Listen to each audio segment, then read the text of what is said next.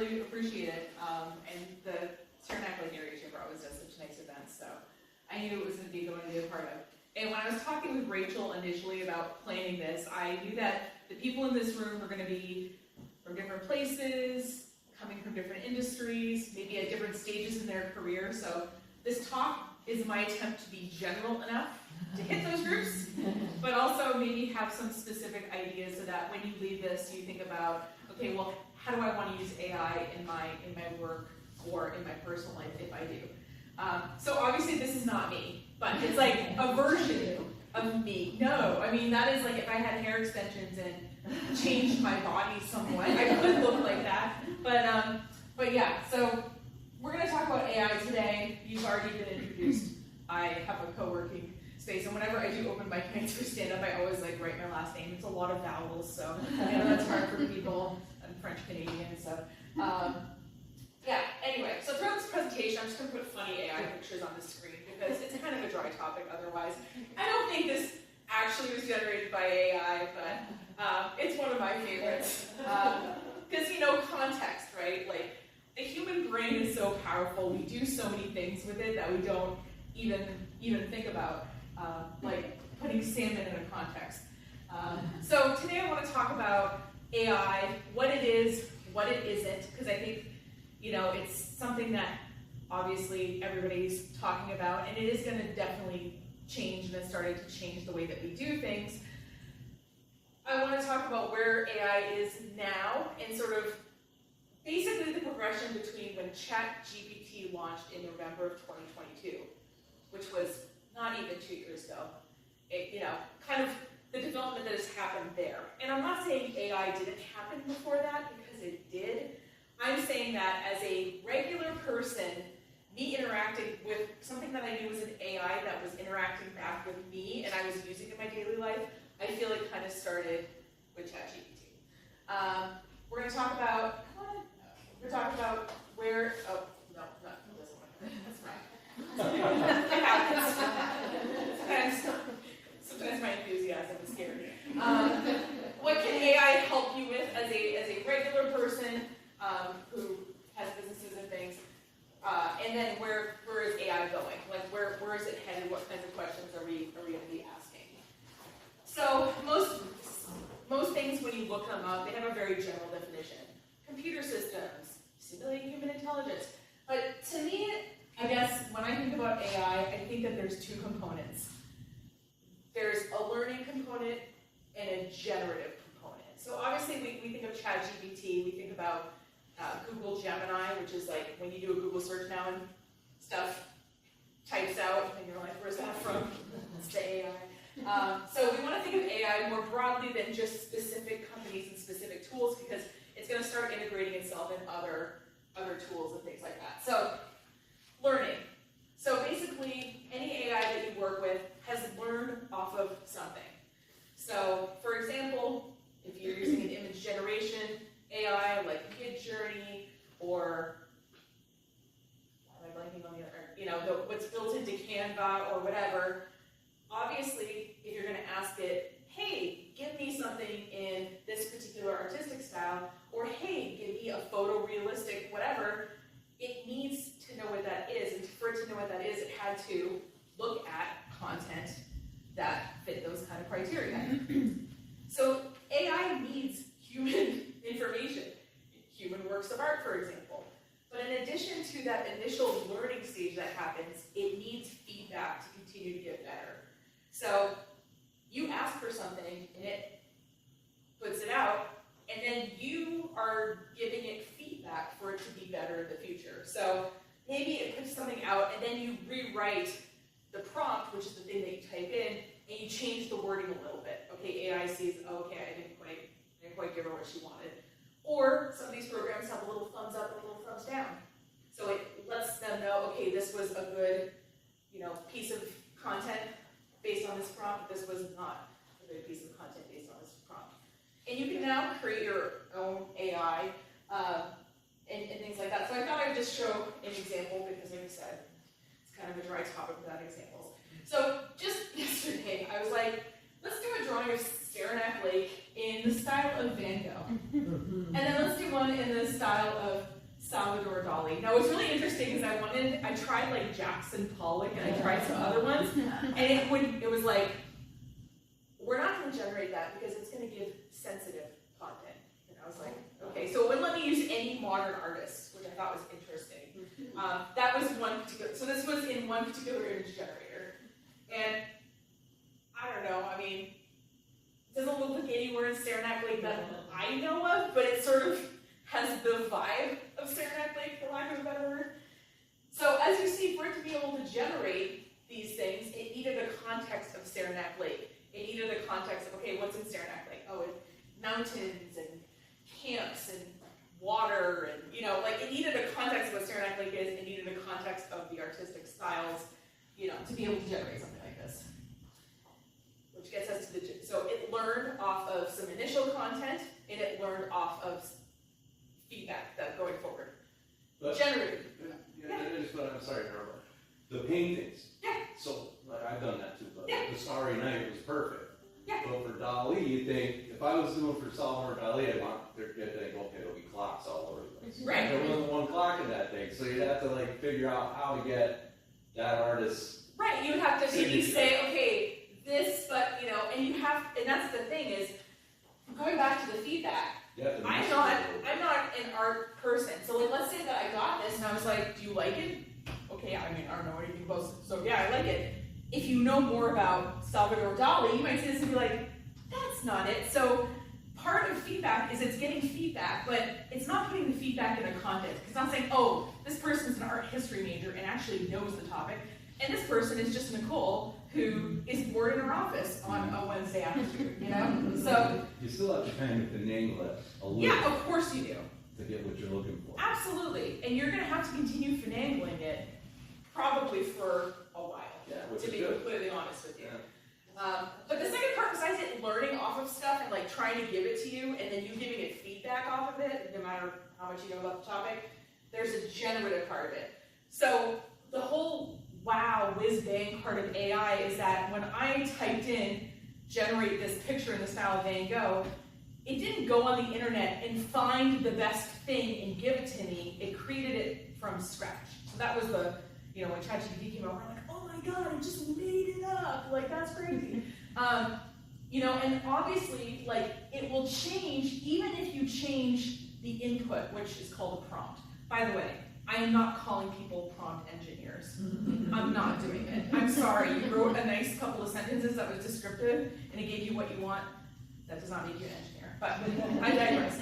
So AI will generate something different if you put in different prompts. So I took my Salvador Dali, and then I added the word whimsical, and suddenly there's a lot of weird boats.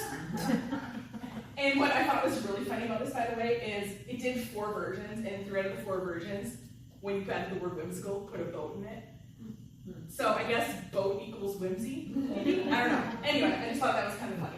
So as you see, just changing one word changed the way the whole thing looked. So you have to like figure out, you gotta finagle it, that's a good word for it, of you know, to get the thing that you want. So it's learning, and it's generating stuff from scratch. So I just used images because that's like the most, whatever, we're in a presentation. It'll generate music, it'll generate video, it'll generate text, it'll generate any number of things. The other thing I feel like that people conflate with AI is automation. So for example, let's say that I had an email list, and let's say that I sent a series of emails, day 1 that you join, 3 days after, 7 days after, 1 month after.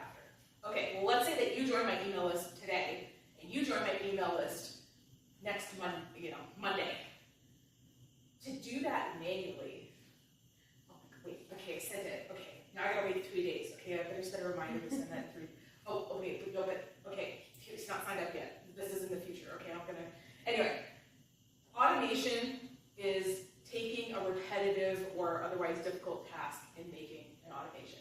So, like, email example, by the way, the other example, my friend has, he uses, I think, if this, then that to do this. So there's these websites, there's one called If This Then That, and there's one called Zapier. He has it check the weather, and if there's above a 60% chance of rain, it sends a text message to his phone 15 minutes before he leaves for work, reminding him to pack an umbrella. That is an automation. That's not AI. That is just, oh, I set a rule for a thing. Oh, it's above 60%, send the text. Oh, it's below 60%, don't send the text. But it's interacting with information that's online, like from weather.com or whatever. I'm guessing it's weather.com. It's an online thing. But you can set up automations like that if you want. It's not AI. It's not generating something from scratch. Generating something from scratch would be like if I sent emails like, we have an e-commerce site, and you browse the shoe section of my e-commerce site, and you browse the bag section of my e-commerce site, and I wrote different, and it automatically sent different emails with different content to you based on what you browse. That would be AI. So I hope that that's clear. So there's automation and there's AI, and they often work together, but they're not exactly the same thing. And I think sometimes people conflate them. Now, my adopted hometown is Bar Harbor. I lived there for 15 years, and this picture cracks me up. The sad part is this was shared over 10,000 times on Facebook. Mm-hmm. If you've never been to Bar Harbor, all you need to know is that there's a weird boat over here, and I assure you we don't have boats in the middle of the road there. So all you need to do is just look at the picture for a second and be like, that's not real. But the fact that 10,000, and I looked at some of the shares just to be like, oh, maybe people thought it was like cool AI or something. I miss Bar Harbor so much, and oh, it's so beautiful, and I'm this is not what it looks like. Also, Jenny's has a light up lobster here. You definitely do not see the light up lobster. So that is not. So those are two dead giveaways. So where is AI at now? We know that AI has passed various entrance exams for like medical school, business school, whatever. By the way, they did a study and it's actually really bad at diagnosing you for health stuff. They were like, oh, because you would think that, oh, AI would be able to study all these like weird diseases that maybe weren't on your doctor's radar. and maybe it would be like, oh, I looked at your symptoms and I found this weird disease that most doctors, apparently it is not great at diagnosing people, fun fact. But it can pass a medical school, entrance exam, which is, it can write code, it can analyze data, it can summarize things. You can, obviously AI is being used to build specific tools, and I was trying to find like an oddly specific tool, and I found interviewboss.ai. And so what it'll do is it'll give you a mock interview, and then it'll give you feedback on how it thinks that went for you. Now, is the AI, I don't know, did a bunch of human resource people like feed into this AI? Is it just pointing out obvious things like, you seemed really nervous? I have no idea, I didn't go into it, but and then if we look at, so we know that ChatGPT launched to the public in November of 2022. So then in December of 2022, Canva launched some of its AI tools. Adobe launched Firefly in March of 2023. The stuff that you can do in Photoshop with this AI is nuts.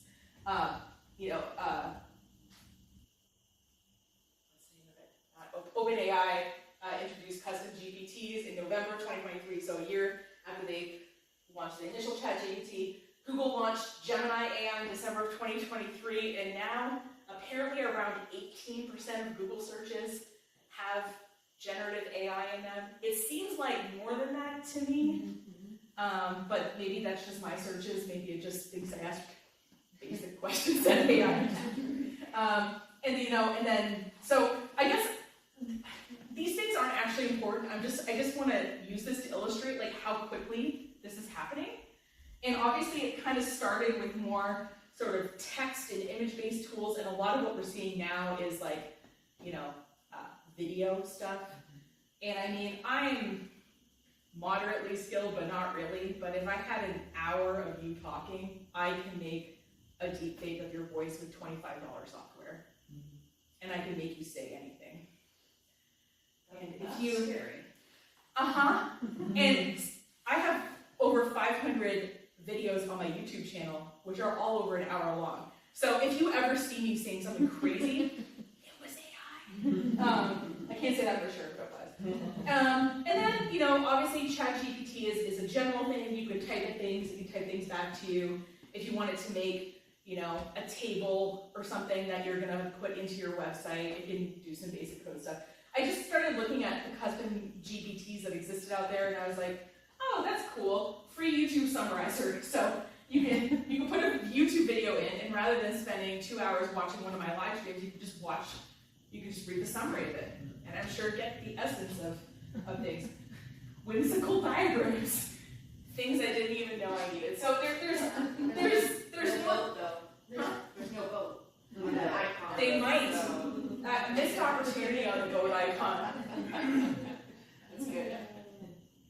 And there's new ones coming out all the time. There's tons of AI directories. I like this one called There's an AI for that.com.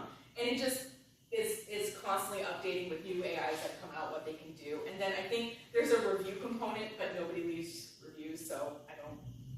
And I feel like there's like 2 reviews and they're both really, really positive. I'm like, I think I know who wrote those reviews. So, but it's just to kind of give you an idea of like, okay, what are people trying to make?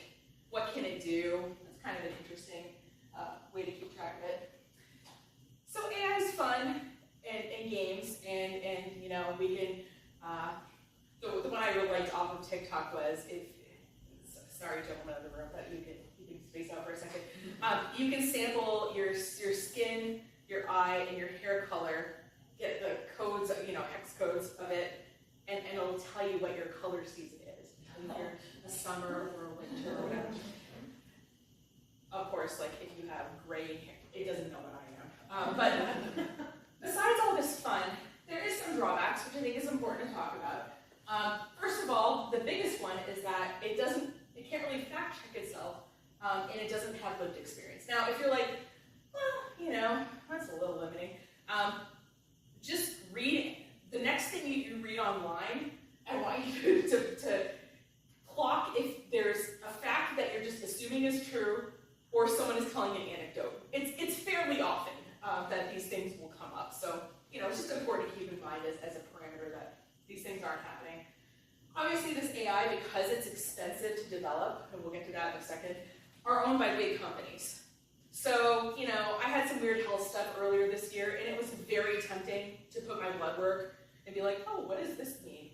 And I'm like, do I want Microsoft knowing these numbers about and associating it with me? Probably not. So, do I care if Microsoft knows that I am vacillating between a winter, a spring, and a fall, depending on where I sampled my hair? I don't really care about that. So, it needs proper input to work, you know, also called a prompt, and we're all prompt engineers now when we write them. There's a lot of stuff going on right now, and they're still figuring out with copyright law and like who owns the thing, right? You typed the perfect set of sentences to generate something, but the software generated it. Who owns it? It's like a fundamental question. Also, if you're a creative and you have produced bodies of work, and suddenly, like, there's a music AI generator now, and one of the, I forget which music company is going after this music generator company, and the AI company is like, we're not using your music, but when you do a music generation, are people familiar with Jason Derulo? He's an artist, and if you're not, all you need to know is that one of his signature things is in his songs. He's always like, Jason Derulo. He always puts his own little tag in his songs. And so this AI was coming out with songs, and they would add Jason Derulo in it. So people were like, they were like, oh yeah, we're not using your music. And he's like, there's a Jason Derulo little riff in the middle of this AI generated song. So there's all this kind of weird stuff going on with copyright, and it's really unclear who owns it right now. We're in the Wild West period of this, by the way. This is that. AI has racial, gender, and other biases built in. It is learning off of information that exists. If that information is biased, guess what? Oh, you're having an AI go through all the resumes? Cool, it's throwing out everybody with an ethnic-sounding name. That sounds great. It really doesn't. You know, there are tools that are supposed to test if AI exists, like if this is generated by AI, this isn't generated with AI. Someone used one of them on the Bible, and it was like, the Bible was like, oh yeah, this is AI. You know, like, so the tools aren't super reliable. They're somewhat reliable, but not super. Something that almost nobody talks about is the fact that AI takes enormous resources in the way of not just time to develop, but like actual energy resources. Like, it's expensive. is why these big companies own it. That's why like we're not all sitting on AI companies over here, right? And they are wrong a significant percentage of the time. By the way, the companies call this hallucinations. I think it's hilarious. So whenever I'm wrong, I'm like, sorry, I hallucinated. So I just looked up like, okay, it's August, like what's going on in the land of lawsuits, right? Because again, bored on a Wednesday afternoon in my office. So I'm not going to read these, but like different, software makers are being accused of like using data to train AI. Imagine that Elon Musk involved in a lawsuit. But let's just count them. 1, 2, 3, 4, 5. And these are just, to remind you, these are just filed or with decisions in August. This isn't including the New York Times OpenAI case. This isn't including when they use Scarlett Johansson's voice and then, suddenly, like, it's not Scarlett Johansson's voice anymore. This isn't counting that stuff. These are just decisions and stuff that were made in the last little while. And listen, I don't have a law degree, but there's all these lawsuits going on. And so what I think probably needs to happen at some point is a federal court or the Supreme Court is going to have to make some kind of ruling that sets precedents for otherwise the courts are just going to keep getting clogged up. And I'm not saying these people, by the way, like that people who create work shouldn't be suing these companies for using their work without compensation. I'm not saying that at all. I'm saying that we're just going to keep seeing this more and more until there's some actual decision made. So let's talk about energy of AI. So this is what the average American life this is a human life and this is an American life. So 11 to 36, right? So 36, this is just to train an AI model, 600. So that's to train it, that's not to maintain it, right? Because, right, it's stored on a server somewhere. That server has to be kept in cool conditions. Someone has to maintain it, and it's getting feedback, right, to make it better. So it's building more and more information. So these AI models are really expensive. And then the most kind of personally annoying thing is like how wrong this is, and you don't have to read this. I'll just tell you what this is. So I was doing some work for some podcast guys. By the way, I think like a group of 2 men with a microphone should just be called a podcast. Like, there's a murder of crows and there's a podcast of. So I was doing this these guys were doing a podcast and they had 400 hours of content. So I was like, okay, I'm sure they don't want to pay me to listen to 400 hours worth of content. That seems like a lot. So I thought, ChatGPT. So I took the transcript and I put it in and I said, find the most interesting 2 to 3 sentences in this transcript. And then I'll go find it in the video, cut it, make it look cute and everything. So the 2 to 3 sentences wasn't quite enough. So then I asked, can you find one that's 4 to 5 sentences? So I just want to explain why this is really crappy. Like I had a whole conversation with before this. So then it pulls out this quote, which is awesome, and I was like, great. So then I start looking for one of the main challenges. I start looking for main challenges in the transcript. Nowhere in the transcript. So then I said, are you sure? Can you highlight it above? Oh, I apologize. I reviewed the transcript and it's not in there. I just made it up. And I was like, cool. I also had it just for fun because I have clients in Maine. I was like, oh, I wonder if famous people have said stuff about me. And so I was like, I asked about famous quotes quotes from famous people about Maine. And the first one it gave me was Gerard Butler saying, I love Maine. It reminds me of my home in Scotland. And I was like, did Gerard Butler say that? Quick search says, he never said that. So I looked at the first 3 quotes. They were just totally made up. So I guess so apparently, and this is from the New York Times. By the way, I am happy. Why didn't you just go to Google and ask? I did. For that. Well, I didn't know they were all going to be wrong, obviously. Yeah. I mean, I thought it just had information that was correct in it. And what I did, I was like, I knew to fact check it because AIs can fact check. So I did fact check, and then I was like, fine, I'll just use Google then. So, by the way, I'm happy to send you all the sources I used in this presentation. I have a whole list of websites, so just let me know after if you want it. I was still pulling it together yesterday, so it wasn't done earlier. But this is from the New York Times. In a study, they found that chatbots hallucinate between 3 and 27% of the time. It's kind of a range,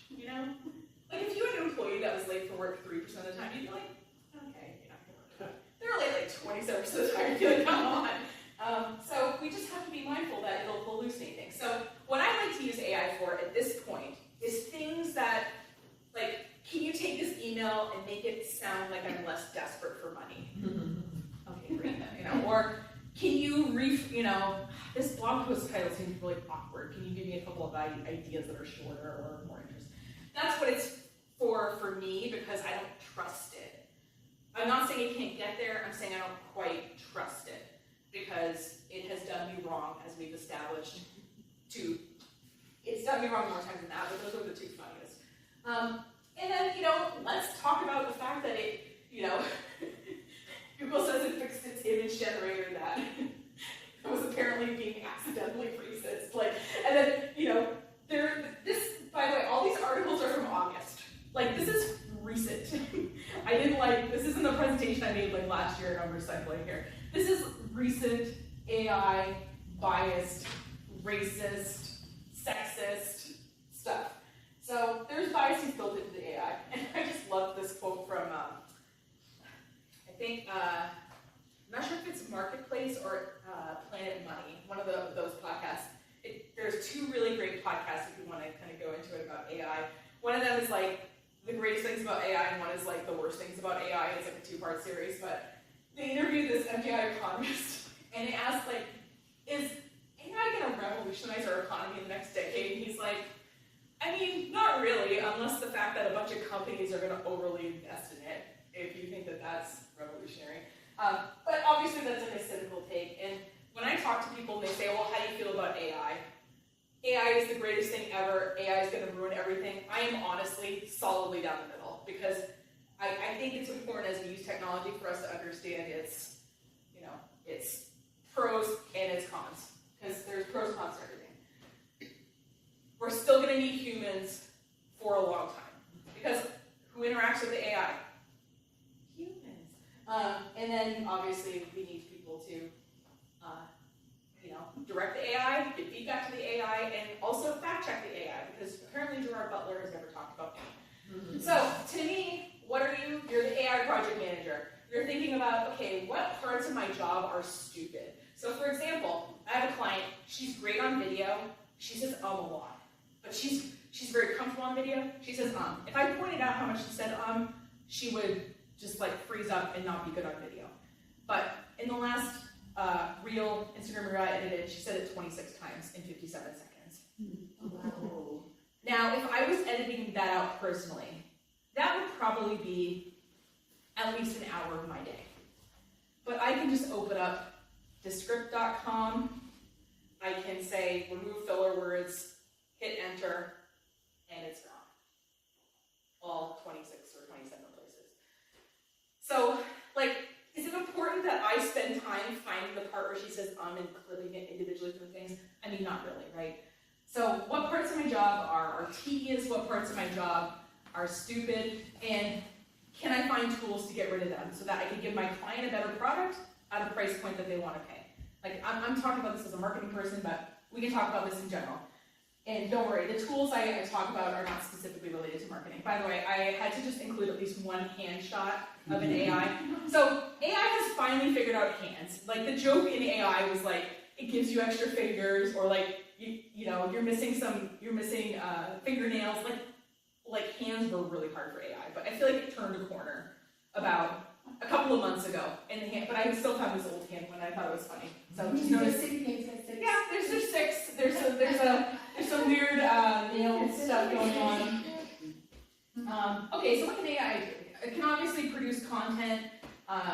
It can revise content. It can do interactive stuff. So it can learn how to have a conversation. So if you're having basic customer support, chat support. I mean, we've all interacted with a chat support, right? And you're like, this is definitely a robot. It can do some website stuff. It can do. Apparently, someone will build a whole website from scratch.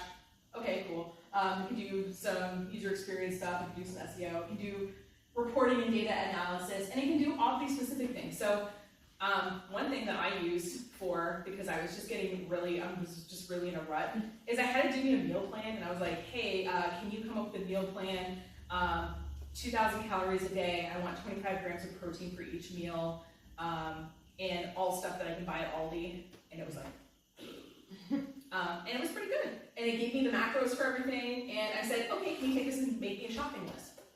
So it can do some oddly, that's why I call it oddly specific things, since we all are in different industries, and you probably have oddly specific things in your industry, but obviously I'm not going to talk about those.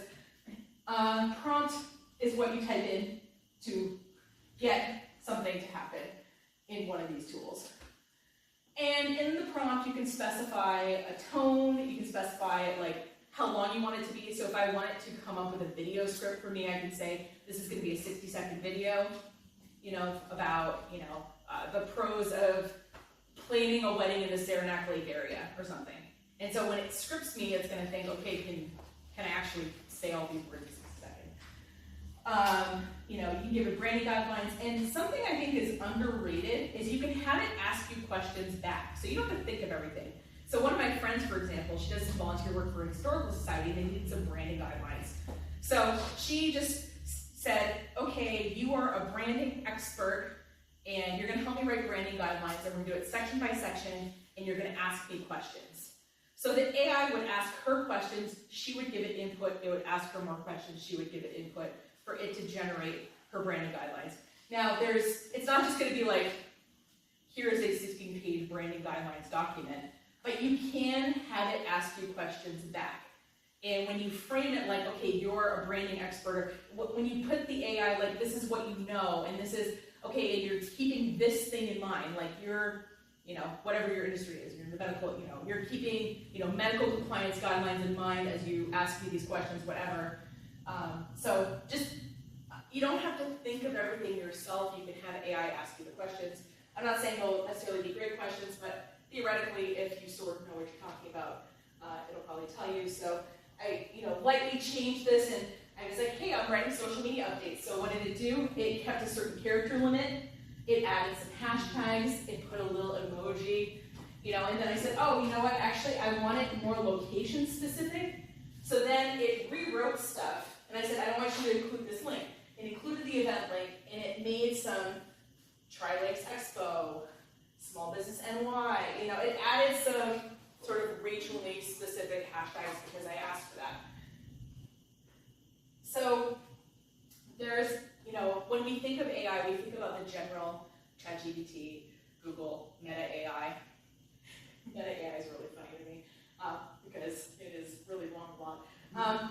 So here are some AIs I think you might use as either a business owner or as just a regular person. So, by the way, so this is one of our clients, Joan, and I wanted to show that this is a magic edit feature in Canva. So Joan loves cats. So what I did was I colored her in and I wrote, give Joan a pile of kittens. And there she is with her pile of kittens. And I sent it to her and she wanted to post it. And I was like, no, we're not posting. Like, this was just supposed to be fun. Like, we're not posting this information. Now what's funny is that Canva has AI in it. Now, you're not going to give someone a pile of kittens, but if you have a picture of your business and there's a telephone pole in the background, you can erase that. Or, like I took this one picture and it was great, but I took it vertically and I wanted it to be a square and I was missing some parts on the edges, so there's a magic fill thing. So, like I said, the picture was great, I just needed like a little tiny margin on either side of the image. I used magic fill, it was fine. It basically copied the fence that was behind her and extended it a little bit more this way.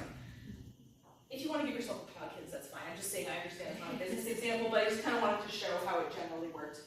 Now what's funny is that in this original, in this original thing, I said, oh, it's like $120 a year. What does Canva do 2 weeks ago? It increased its prices by 300%.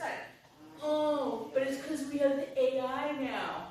And basically the summaries that users are like, we didn't ask for the AI, and the whole point of Canva is that we didn't want to pay $50 a month for Photoshop, but if you're going to do this anyway, maybe we'll just switch to Photoshop because it is just a few dollars different at this point. Meeting summaries. So Otter AI, apparently my friend who's tried a bunch of these out says that Fathom is better.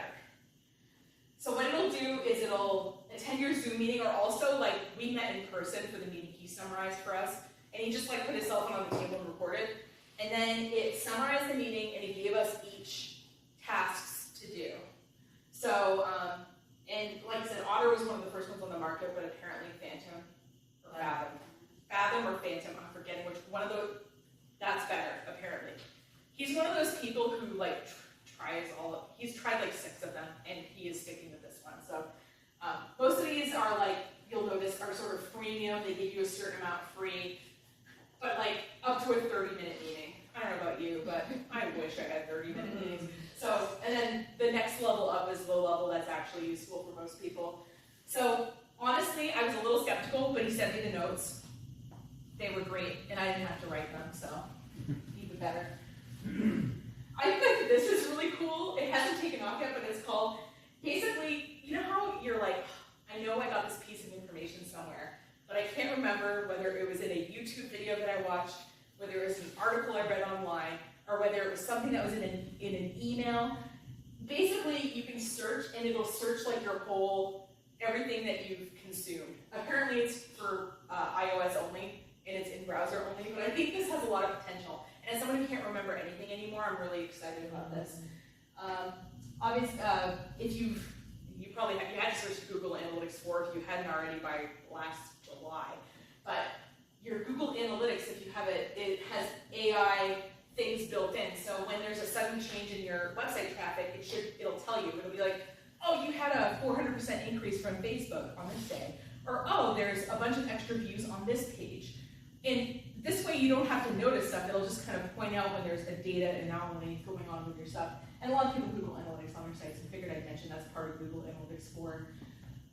And then this is my favorite tool, Descript. This is the thing where I take out the So here's me recording a 2-hour video where I say or like about 197 times, which you can't see, but it's pointing out, oh, apply all 197 times, deleted 197 selection.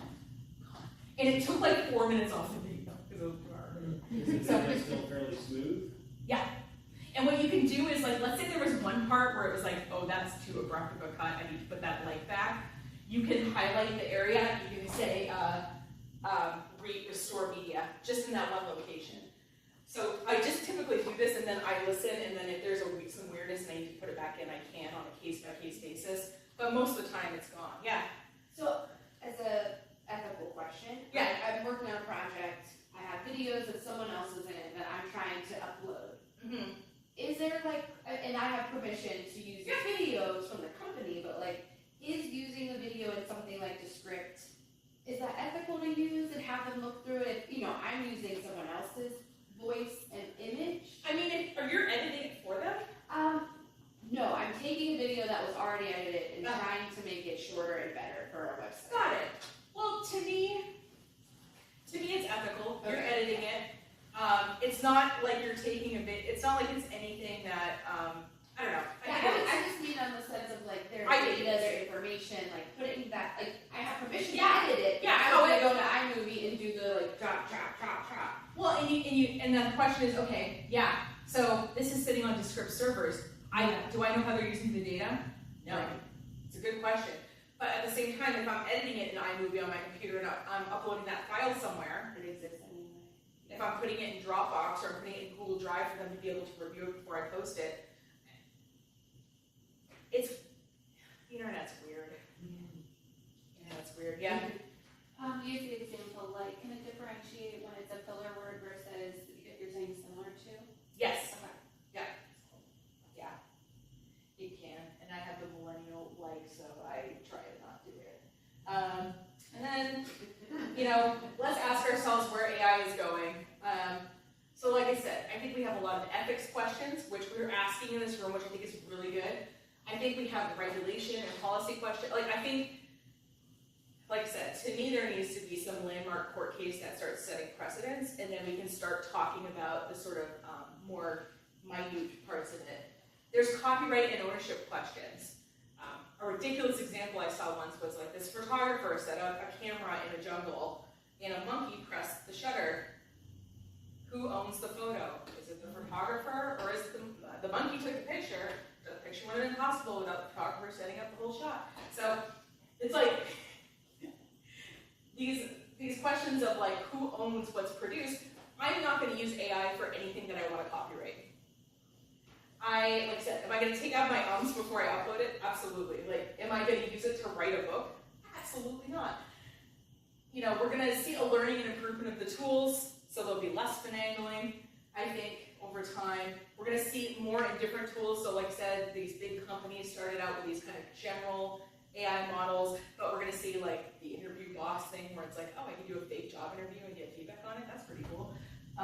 And we're gonna start seeing AI in some of these larger industries, right? And privacy concerns that go with it. Healthcare, education, you know, all of these sectors are gonna start using AI to save people time, right? And to save the company money, theoretically. So I think that this is, you know, all stuff that is coming down the pike. So if I was to summarize this whole presentation, AI is here and you're probably already using it. Like I said, whether it's that you did a Google search and something popped up, like I said, you didn't like choose AI in that case, it just showed it to you. The exact tools that we're going to use will change. I'm not attached to any particular tool. I understand that the tools are going to change and I need to understand, okay, what company owns this company now, and you know, okay, what functionality has been added or taken away. So I need to be flexible with what I'm going to use. I just need to know what I want to use it for. You are AI's project manager, you are AI's creative director, so like I said, if there's parts of, if you enjoy rewriting a tweet 10 times, because it won't let you, I'm sorry, X. What are we calling it? X's? I don't know. If you want to write, you know, rewrite your X's 10 different ways, like go ahead. Personally, that makes me want to gouge my own eyes out. I want to write the initial one and have it reword it. That's fine with me. It won't get everything right. It will take you multiple prompts and multiple rounds of feedback for you to get something that you like. And I think what happens is people have heard how fantastic, you know, how miraculous this is, and they expect they're going to sit down, type something once, and it's going to give them the perfect thing. And it's just not. It doesn't know what you want. And the more, if you use the same AI tool and give it more and more feedback, it's going to learn what you want over time. What you use AI for obviously depends on what you need. And it has limits, as we've talked about, so we're going to manage around those limits. We're maybe not going to use it to comb through resumes to make sure that we don't lose good people who the AI is using bias against. We're going to keep an eye on law and ethics, and we're going to ask ourselves questions as we're using this technology. What's my comfort level with it? What is, you know, where is the information being stored? As much as we can, right? And I just want to underline that we still need humans, and we're going to for a long time. You know how we're all supposed to get self-driving cars like 20 years ago? The thing is, the human brain, when you're driving a car and you see a brown thing in the road, your eyes know that that's a rock and to avoid it, or your eyes know that, oh, that's a crumpled up paper bag and I can drive over it. Your brain is making all of these calculations and has all these ideas very quickly, and the computers are just not there yet. And so some of these things that seem like they're simple kind of aren't when you try to break them down. So I think we're going to need humans for a long time, but I do think that if you are someone who is not using AI in your work and you have a coworker who is, I think you're going to be seen as somebody who doesn't want to evolve, doesn't want to learn things. So I think it's important for you to think about kind of how is this going to fit into your business or your home rules, and if there's anything that you could do to make your life easier, but also stay within your ethical lines. So I hope I made it a little less scary. And like I said, if you want any of these slides, feel free to email me after the presentation, and I'll happily send them over. But these are some of my sources. And I try to make sure that it was the New York Times and not some dude who's basement.com or something. I really tried to make sure that these sources were pretty accurate. So do you have any questions or thoughts? Yeah. So the scary part, it doesn't make it any less scary. Okay. Because you're saying, okay, we're going to see some use of AI for healthcare, and it's not to be trusted at this point. But we don't have any control on that. All of a sudden, the doctor is going to be using AI to do this and that, and giving you a diagnosis, and you have no way to know whether that is correct or not. Well, this is a good scary thing.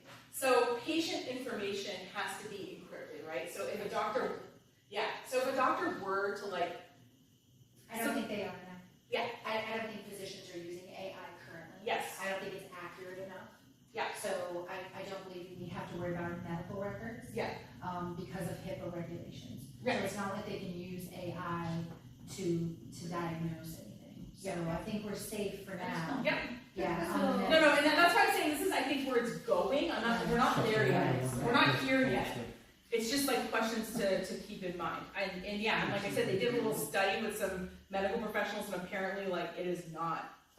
Like I said, I thought, like, oh, I could put my weird blood work into here, and I haven't, because I'm like, I don't want AI to know this about me, but apparently it's not super accurate at this point. So I think, like I said, I think this technology, like I said, oh, whiz bang, oh, it rewrites an email for you, that's crazy, is different than, oh, it's diagnosing a rare cancer. Like, I mean, the difference between those two things is like, is a wide gulf. I don't think we're there. Like I said, I think we're heading, because what happens is, I'm saying that these industries are, they need workers, and they want to save money. So, and they also have maybe some money to put into a technology solution. They're not there yet. I'm just saying that in terms of sort of adoption at a larger scale, it's going to start, I think, with these kind of sectors. That's just my opinion. So, Yeah. on another note, on your scale where you've got the AI. AI is the perfect, is Who's amazing. paying And for it's gonna, that one? huh? Who's paying for the energy usage? These big companies are. These big companies are. I mean, they've got billions of dollars. I mean, they can keep throwing people into space, but they can also just, buy a bunch of servers somewhere. So yeah, we're seeing big companies have AI because they can afford it. Yeah, medical, yeah. And so in healthcare, Yes. what we've kind of started the conversation with AI and how we want to use it is to transcribe. So that way the doctor can have more face-to-face patient interaction versus typing on a computer while they're talking to you, and they can spend more time with you, hands-on, looking at you, and AI is in the background typing everything that the doctor is wanting to transcribe. So that's where, in the healthcare field, at least locally, that's what we're looking at AI for. But it still has to go back and be read and edited because, Absolutely. I mean, I can remember Yes. 25 years ago, my doctor did that. He transcribed Yes. into his computer and, Exactly. he'd have to stop. It was for his person that was gonna type it up. Yeah, and so the specific program that we're looking at too doesn't separate it into different sections. So in your chart, you've got your chief complaint, you've got your history and physical, you've got your examination. AI is sort of, what it would do is kind of put it all in one section. So the provider still has to go in and separate it into the proper sections anyway, and review and make sure that it accurately picked up on what was said and those types of things. So yeah, there's still That's a massive human component there, Yeah. but it saves the physician from having to, sometimes the patient feels ignored if they're, on their computer typing, so, it helps with some of that documentation. Yeah, no, thank you so much for that. That's super appreciated. I think AI's got probably 1/3 good and 2/3 bad. I mean, artists are being taken advantage of hugely, and say, like you said early on, they can pass a medical exam. No, medical school entrance Or exam. entrance I'm saying exam. that you can learn enough to pass a complex. Right, and they can type essays for job applications, it can do all sorts of things. Now, if you're an employer, you hire somebody based totally on that, then you're not doing your job. But if you do hire somebody based on that, then after they get hired, they find out, well, geez, I Yes. hired an AI. There's a lot of fraud in AI. Right. I mean, how many times have we been on Instagram and you'll see an interview with a coach after a game, and he say, "Yeah, Buzzy should have scored that goal, and he was horrible the whole game." Well, then it wasn't anything what he said, but we're all being educated now. Because I remember this summer they had a coach that, and it was like, "Whoa, that was horrible what he said," and then finally it came out it was AI. So now people are a little more educated to the fraudulent part of it. Right. So you kind of have to see through it a little bit. And I don't know, I think it's finding in the long road, you keep saying we need humans. We We do. need smart humans. Sure. And this does not create a smart human. Yeah, But I think absolutely. education They don't is think like for this. themselves. Yeah. Well, that's the thing, is I think we're all as I said, if we're Educating ourselves. exactly. Mhm. Yeah, absolutely. Have you seen any use cases for like employee training, like in training internal employees on? Like I have customer hotels. service kind of training? Or- Yeah, either customer service or like, we just have so many stupid things, like what's the passcode to this door or whatever, which will be a security concern if it's on like just chat GDP and you're sharing it, but Have you ever seen any companies, I know you can section off the learning. I haven't seen it used for customer service. Like one of the 3 restaurants around the surplus that we recommend, and so like I'm constantly like training new staff. It's not just I'm not just trying to ask a question for my particular business, but like I can imagine every organization has all these different training things, and onboarding is like expensive, right? Yeah. Well, like, we have a Slack, and every question that's been asked for 5 years by any taproot employee, it could probably go through that and find if that answer has been asked before. If that had been asked before. Yeah, I want to upload the data because we have a lot, like guests will text us, right? So there's all these different questions, and then what are the answers be? Because if I have a staff member that's been here for like a month, I'm not going to have all that historical data, but they could go and ask a chatbot, like, what is that data? So I have like, I would You like could to do train that. you could train your own chatbot, I guess. I mean, the other thing that I do. Is there a way to section that off though it's not public? I just didn't know. Have you seen that? I'm sure someone's done this, but. If you can make a private one, Yeah. I'm guessing you could. I guess it would have to be on the open market. I mean, so like we use Slack in our company too, and it's the same. But if I use loom.com, which is like a screen share thing, and what I do whenever I am doing something, I record myself doing it, and I put it in a folder, and I title it like, okay, this is how to make a development copy of a website on our server. This is how we respond to this kind of question. And what was that? It's just a screen recording software. I'm doing the trainings, but they're all in a little folder, loom.com, LOOM.com. And everything is, like I said, screen recorded, and I try to like put really helpful descriptions so that, and then I can put it in a folder that's not really accessible to anyone else. Yeah. And then I have one Loom folder that's just for clients. So the clients can see, like, they want to know, oh, how do I write a new blog post? How do I change out my slides in my slideshow? And so what I do is I record it, put it in the client folder, and then if anybody asks that, I have a pre-recorded kind of training ready to go.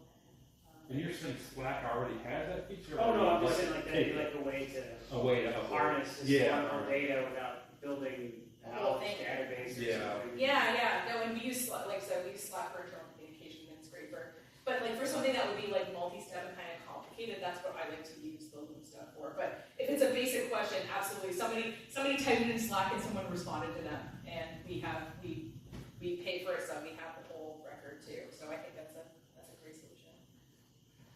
So I know we're at time, Great, and I want to let's officially adjourn. Yeah. I don't know. Are you able to stick around for? Yeah, totally. Okay. So Yeah, I want to awesome. thank you all for coming. And Thanks. welcome